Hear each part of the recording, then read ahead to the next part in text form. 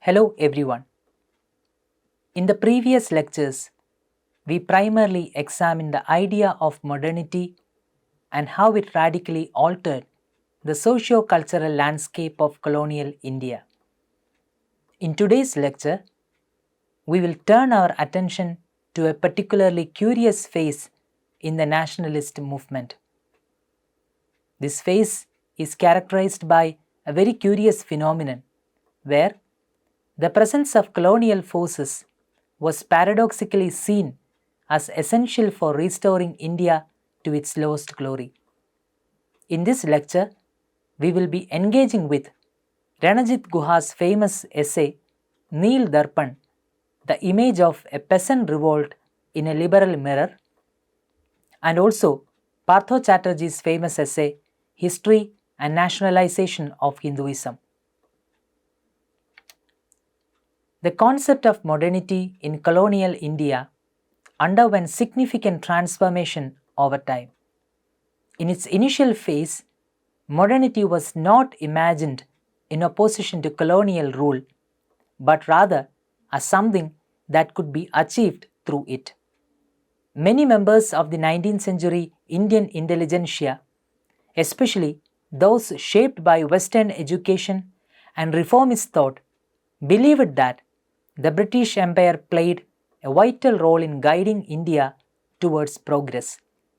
They viewed British rule as a civilizing force capable of reforming what was perceived as a corrupt and stagnant Indian tradition. Drawing upon the reformist initiatives taken by the colonial government, such as the abolition of sati, the promotion of widow remarriage, and the establishment of Western style education, this elite saw the empire as an ally in their project of cultural rejuvenation. Reformist initiatives taken by the British, such as the abolition of sati, promotion of Western education, and support for social reform and so on, reinforced this view. The colonial state appeared to offer the tools, reason, science, law, etc., to cleanse Indian society of its perceived ills and return it to a purified version of its past. Thus, many early reformers defended colonial rule as a necessary condition for India's moral and cultural rejuvenation. The empire was imagined as a rational and progressive force capable of guiding India out of superstition and into modernity. In this framework, colonial rule was defended not simply as inevitable political condition but as a moral and intellectual necessity for national regeneration. The desire to reclaim a glorified Indian past, untainted by what was seen as superstition and social decay, was paradoxically linked to the continuation of foreign rule.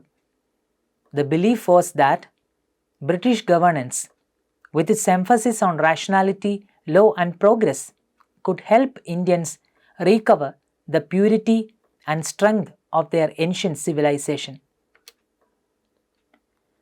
Another major factor that cemented this thought was the way the Indian history was presented to the natives. Indian history has often been divided into three broad periods: the ancient, the medieval, and the modern. This way of looking at history was shaped by British Orientalists, and it became very influential in both colonial and early nationalist thinking. According to this view, ancient India was a time of greatness, full of wisdom, culture, and learning. The medieval period, especially under Mughal rule, was seen as a time of decline and disorder. The modern period, marked by British rule, was believed to bring progress, reason, and reform.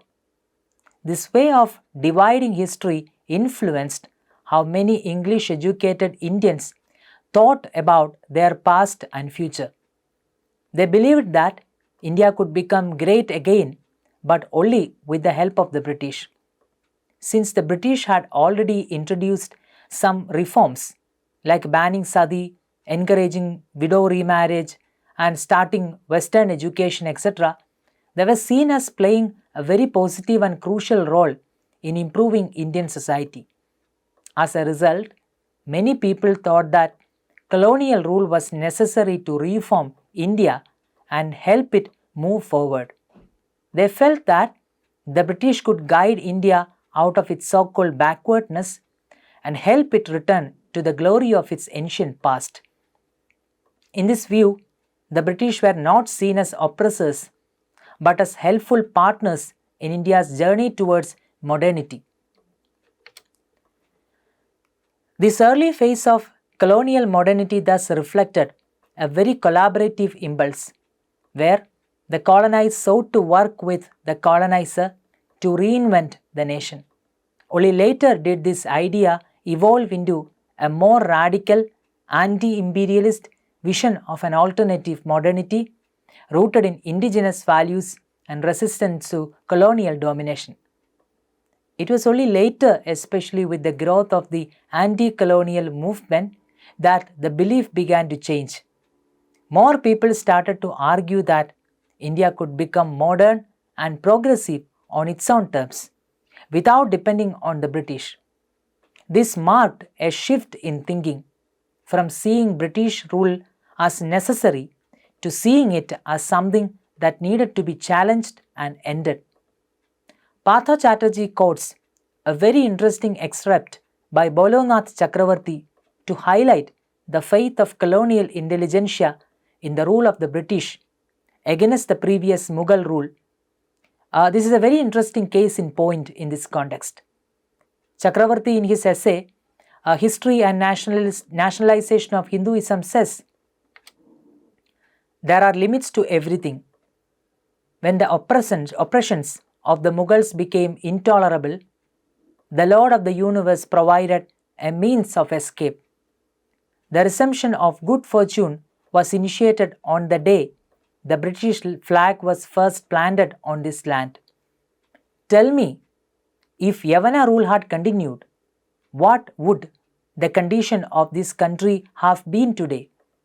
It must be loudly declared that it is to bless us that Ishvara has brought the English to this country. British rule has ended the atrocities of the Yavanas. There can be no comparison between Yavana rule and British rule. The difference seems greater than that between darkness and light, or between misery and bliss." The worldview expressed in this passage is strongly colonial and Orientalist, with British rule being viewed as a divine gift and a necessary force to save India from the alleged tyranny of previous Muslim rulers, known here as Yavanas. It implies that Mughal suffering was so great that the British, who were said to have been sent by the Lord of the universe, were the only ones who could bring about peace and order. This perspective is based on the Orientalist division of Indian history into three periods: a modern, progressive period under British rule, a medieval, decadent Mughal period, and an ancient, glorious past. Here, the British are hailed as enlightened leaders who brought light where darkness once existed by putting an end to the violence and corruption of the previous government. Another interesting text that I want to cite in this regard is Bankim Chandra's Anandamath. Bankim Chandra Chattopadhyay's 1882 novel Anandamath is a seminal work of Indian literature and nationalist philosophy. The novel, which is set in the 18th century Bengal during the Sannyasi rebellion, narrates the tale of a band of warrior monks who rebel against the Nawab's oppressive rule and implicitly against the British. The novel combines religious symbolism, patriotic fervor, and historical fiction.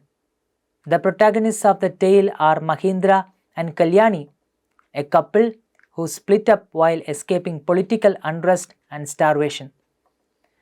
A group of austere warriors, known as the Sannyasis, who resides in a forest monastery known as Anandamath or Abbey of Bliss, save Mahindra. These monks have given up the material world to fight for their motherland's freedom under the charismatic leadership of Satyananda. They derive strength from their devotion to a divine mother figure and are subject to a rigorous code. 3 images: the revered mother, the poor mother, and the glorious mother, that stand for India's past, present, and future, serve as symbols for this mother throughout the novel. Anandamath is most famous for introducing the song Vande Mataram, which became a rallying cry in the Indian freedom struggle.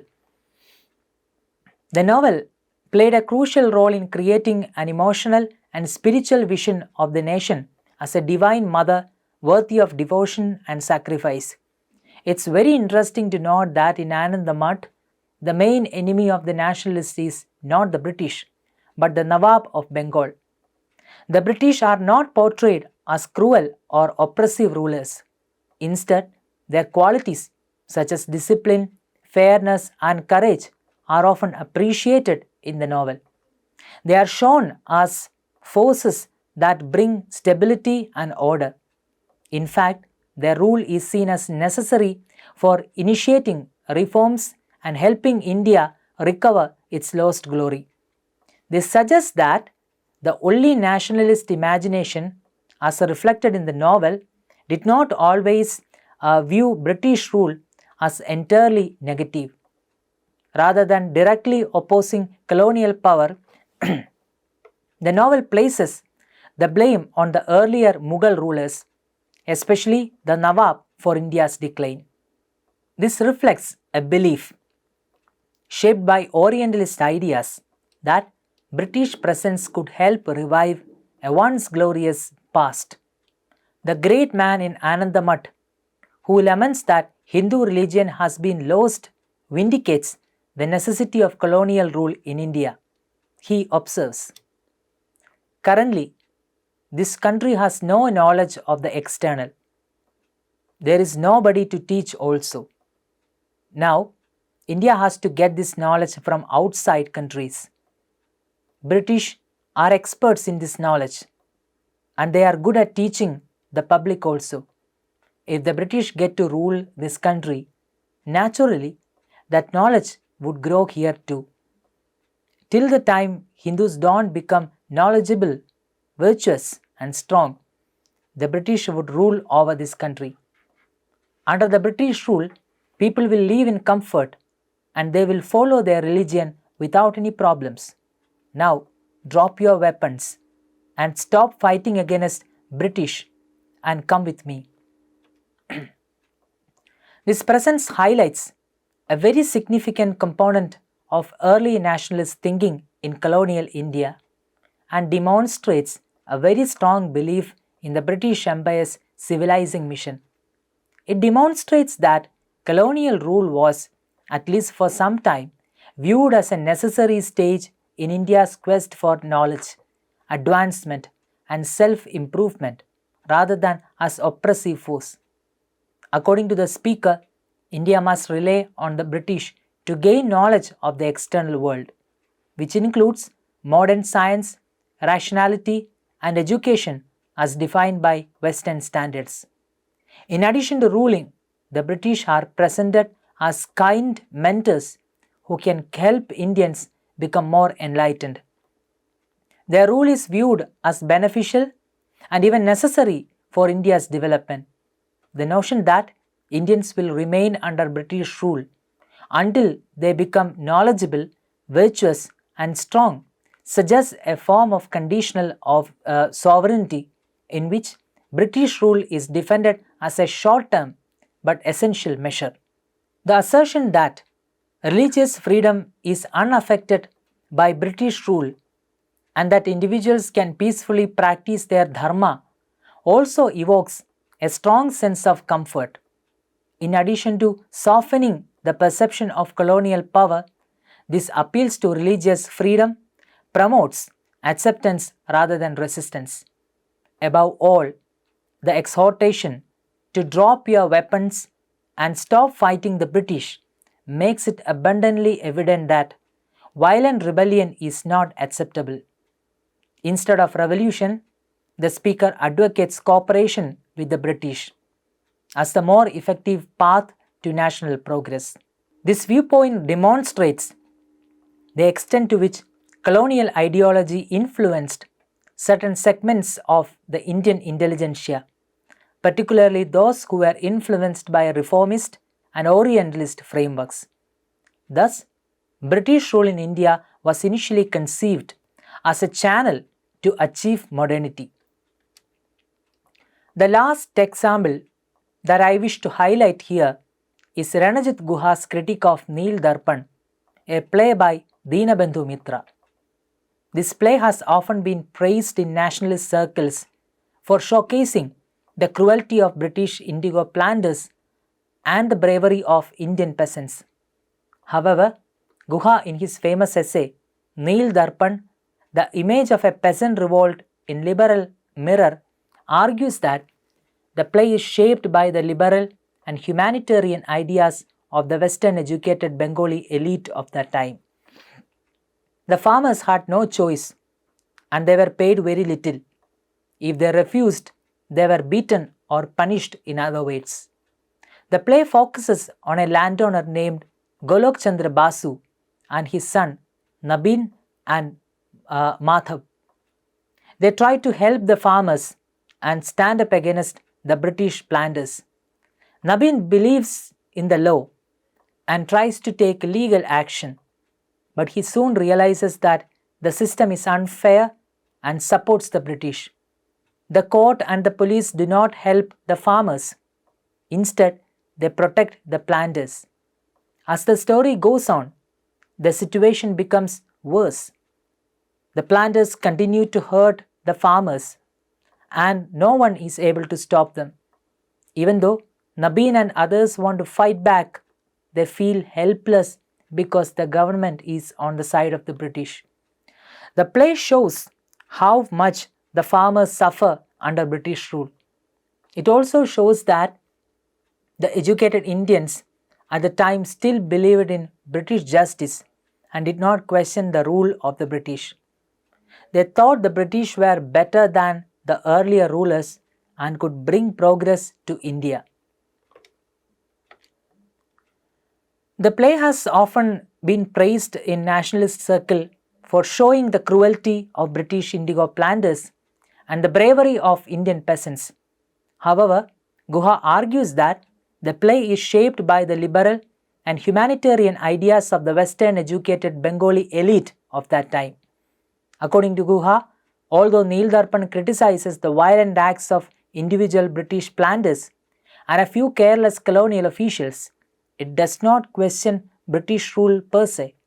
In fact, it shows a very strong belief in the British law and the justice system.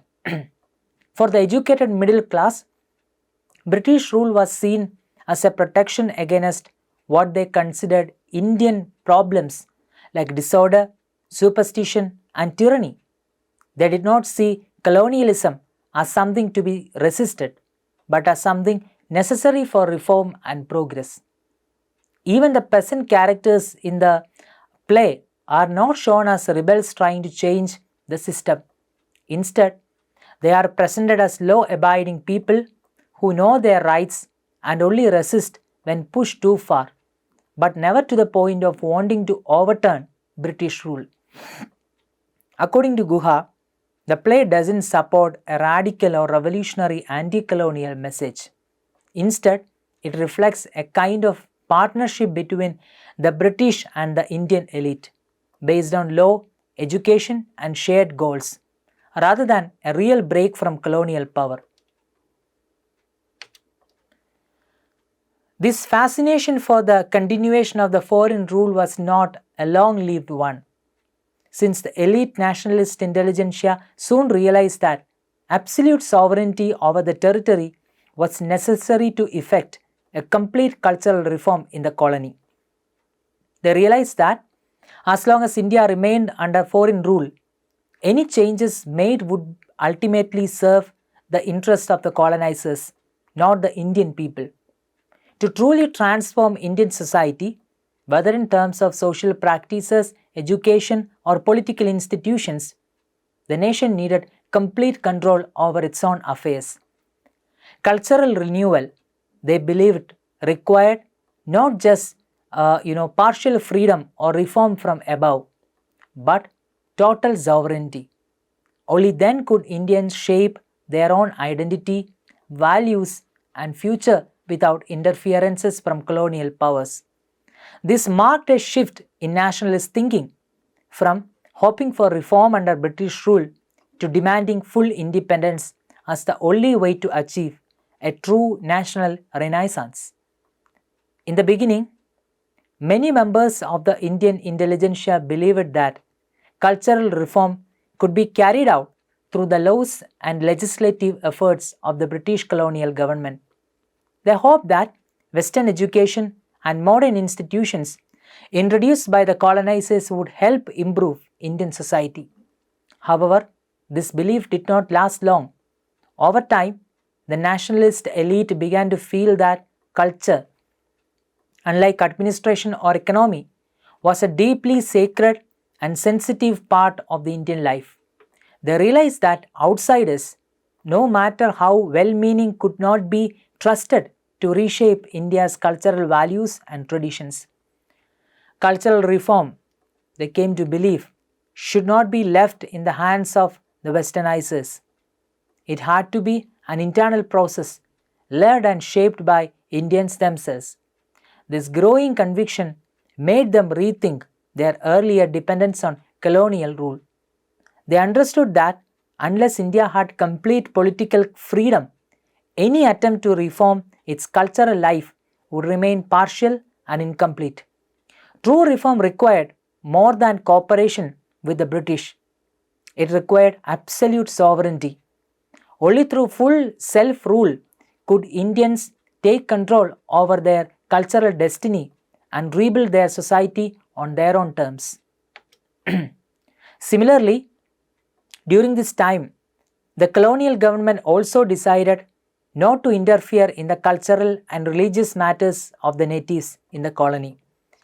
During the early years of colonial rule, the British often got involved in the religious matters of Indian society. But after the British Crown took over power in 1858, the government decided not to interfere in issues related to personal laws, which were based on the religious traditions of different communities and interpreted by courts. This change followed the British effort to create a legal system based on equality by introducing the same civil and criminal laws for everyone. However, they purposely left out personal laws, like those related to marriage, inheritance, and religious practices, because they didn't want to interfere with sensitive religious beliefs. The British feared that if they tried to reform religion, it might be seen as an attempt to spread Christianity. Their choice to avoid such issues also helped them appear neutral and secular in the eyes of the Indian public. So, by not touching personal laws, the colonial state tried to show that it respected religious diversity and did not favor any particular faith. This may also have been motivated the colonial intelligentsia to seek complete sovereignty over the country, believing that only with full control could they reform the nation along modern lines. Having discussed all the major points, let's now summarize this lecture. In colonial India, the idea of modernity initially evolved in tandem with colonial rule rather than in opposition to it. Many 19th century Indian intellectuals, particularly those shaped by Western education and reformist ideals, viewed British rule as a civilizing force capable of revitalizing what they saw as a decaying Indian society. Reforms such as the abolition of sati, the promotion of widow remarriage, and the introduction of Western-style education were perceived as steps toward moral and cultural renewal. The colonial state was imagined as a bearer of rationality, science, and law, tools considered essential for India's regeneration. This belief was reinforced by the colonial construction of Indian history into three distinct periods: ancient, medieval, and modern. Ancient India was portrayed as a golden age of wisdom and culture, while the medieval period, especially under Mughal rule, was seen as one of decline. The modern period, coinciding with British rule, was presented as an era of progress and enlightenment. This framework, shaped largely by British Orientalists, influenced the worldview of the English-educated Indian elite, who began to believe that only the British could guide India back to its former greatness. As a result, many early reformers supported colonial rule, not merely as a political reality, but as a moral necessity for India's advancement. They imagined a collaborative model of modernity, where the colonizer and the colonized could work together for national rejuvenation. However, this perspective began to shift in the later phase of the colonial rule. With the rise of anti-colonial movements, more Indians began to argue for an indigenous vision of modernity, one that rejected colonial tutelage and asserted India's capacity for self-directed progress. Thus, what began as a project of colonial collaboration eventually transformed into a struggle for independence and cultural self-determination.